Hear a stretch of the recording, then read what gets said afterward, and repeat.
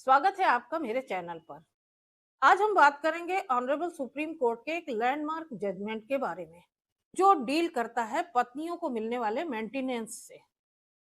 वैसे तो Indian laws में ये बिल्कुल क्लियर है कि जब भी कोई हस्बैंड से अलग होती है वाइफ, लड़ झगड़ के या किसी भी कारण से, तो उसको कोर्ट के द्वारा मेंटेनेंस दिलवाया ही जाता है।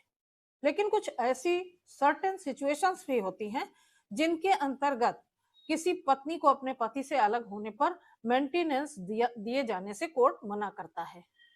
अब ऐसा ही एक केस यहाँ ऑनरेबल सुप्रीम कोर्ट के सामने पहुंचा, तो प्रॉपर्ली यहाँ पर हम समझेंगे कि ये केस क्या है और कैसे ये ऑनरेबल सुप्रीम कोर्ट तक पहुंचा और क्या कुछ डेवलपमेंट्स हमें इस केस के माध्यम से देखने को मिले।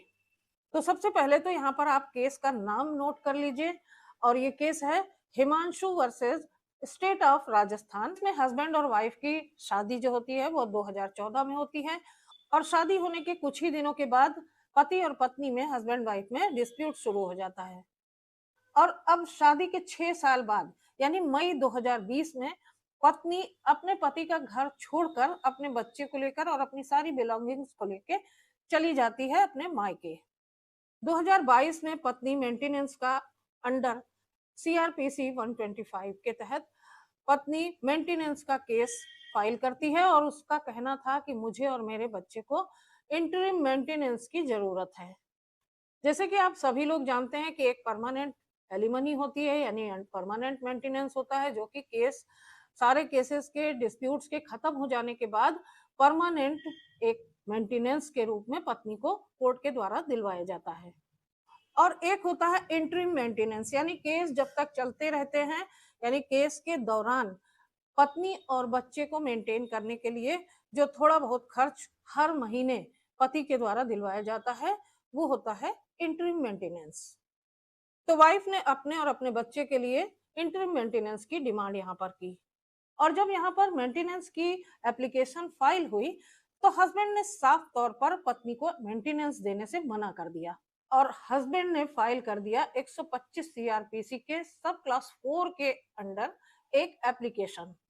यहाँ पर हस्बैंड का कहना था कि क्योंकि मेरी वाइफ ने एक्स्ट्रा मैरिटल अफेयर किया है, यानी कि मेरी पत्नी एडल्ट्री में रह रही है, तो ऐसी स्थिति में मैं ना तो उसे कोई इंटरिम मेंटेनेंस दूंगा और ना तो कोई फाइनल या परमानेंट मेंटेनेंस दूंगा, यानी कि एलिमनी भी मैं नहीं दूंगा। अब यहाँ पर हस्बैंड के केवल कह देने से तो कोर्ट मानने वाला नहीं, क्योंकि कोर्ट को तो हर चीज का सबूत चाहिए होता है, यानी एविडेंस चाहिए होता है। और यहाँ पर हस्बैंड ने एविडेंसेस भी पेश किए।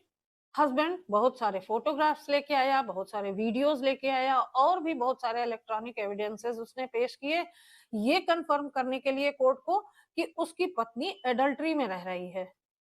और इस बेसिस पे हस्बैंड ने कोर्ट से कहा कि देखिए 125 सीआरपीसी के सब क्लास 4 में साफ साफ ये लिखा हुआ है कि अगर कोई पत्नी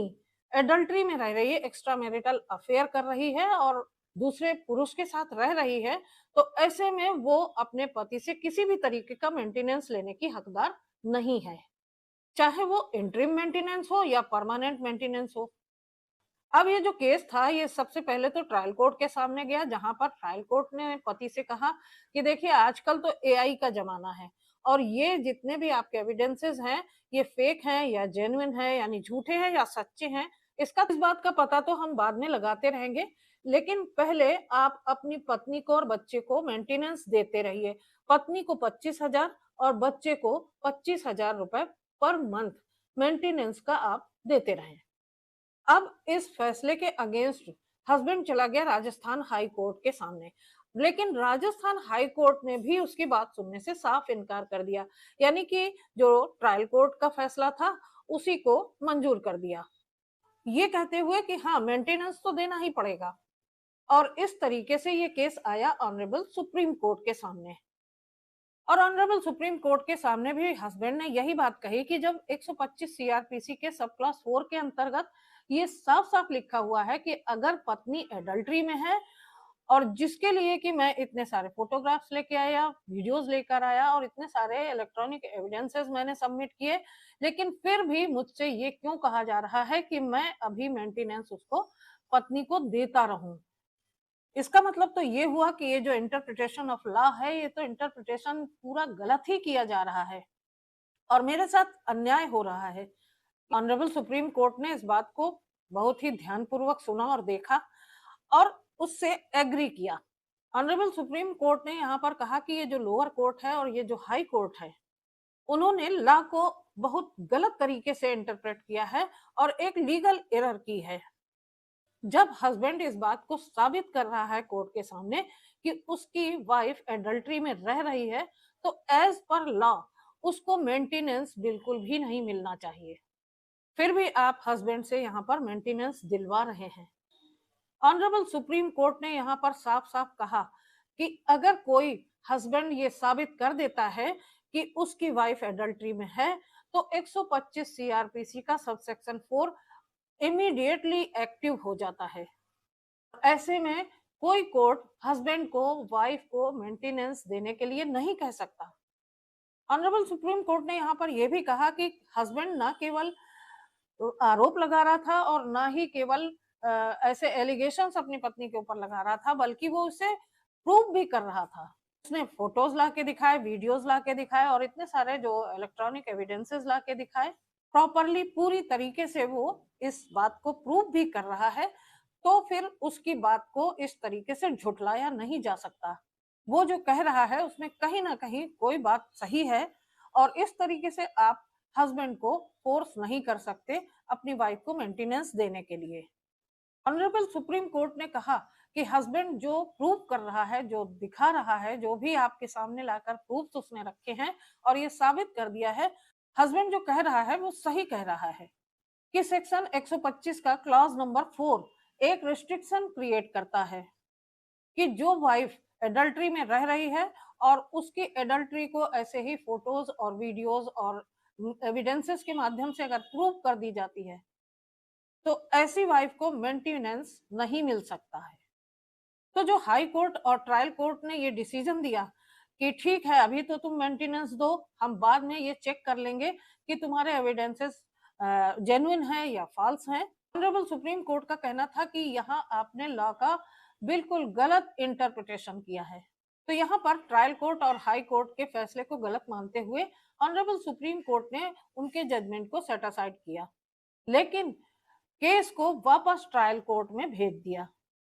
और ट्रायल कोर्ट को ये आदेश दिया कि आप फिर से इस केस का ट्रायल कीजिए, हस्बैंड और वाइफ दोनों को बराबर से अपना पक्ष रखने का मौका दीजिए। हस्बैंड जो कह रहा है इसको कंसीडर कीजिए और देखिए कि क्या वाकई में इसकी वाइफ एडल्ट्री में रह रही है। हस्बैंड जो एविडेंसेस लेके आया है उसकी अच्छी तरीके से जांच कीजिए और इस बात का पता लगाइए कि क्या हस्बैंड ने एडल्ट्री को साबित कर दिया है या फिर वाइफ झूठ बोल रही है, वो एक्स्ट्रा मैरिटल अफेयर में है, एडल्ट्री में है, तो फिर आप उसको मेंटेनेंस अलाउ नहीं करेंगे। ऑनरेबल सुप्रीम कोर्ट का ये जजमेंट आप सभी के लिए बहुत ही काम का और बहुत ही इंपॉर्टेंट है। हमारे देश में पति के द्वारा जो डिवोर्स की पिटीशन फाइल की जाती है, उनके ज्यादातर 90% का जो ग्राउंड होता है वो यही होता है, या तो डिजर्शन होता है, क्रुएलिटी होती है या फिर एडल्ट्री होती है। तो हर दूसरा तीसरा केस एडल्ट्री पर ही जाके रुक जाता है और इस तरीके से ये एक बहुत ही इंपॉर्टेंट और बहुत काम का जजमेंट है। इस वीडियो की शुरुआत में आपने केस का नाम तो नोट कर ही लिया है और अगर ये आपके काम का है तो आप इसको गूगल से डाउनलोड करके अच्छी तरीके से पढ़ सकते हैं और ऑनरेबल सुप्रीम कोर्ट के जो जजमेंट्स होते हैं वो ऑल ओवर इंडिया आप कहीं भी उनका यूज कर सकते हैं और कोई भी कोर्ट उसे इग्नोर नहीं कर सकती। तो आपके फैक्ट्स के अकॉर्डिंग आप इसका अच्छी तरीके से यूज भी कर सकते हैं और अपने केस को जीत सकते हैं। तो इस जजमेंट के बारे में आपकी क्या राय है, मुझे कमेंट करके जरूर बताइएगा और चैनल को अगर सब्सक्राइब ना किया हो तो प्लीज सब्सक्राइब कर लीजिएगा। बेल आइकन को प्रेस करना बिल्कुल मत भूलिएगा ताकि ऐसी ही नई नई इंफॉर्मेशन आप तक सबसे पहले पहुंचती रहे। वीडियो अगर पसंद आया तो लाइक और शेयर करना बिल्कुल मत भूलिएगा। तो फिर मिलती हूँ अगले वीडियो में एक नई इंफॉर्मेशन के साथ, एक नए टॉपिक के साथ। तब तक के लिए अपना ख्याल रखिएगा। आप सभी को नमस्कार।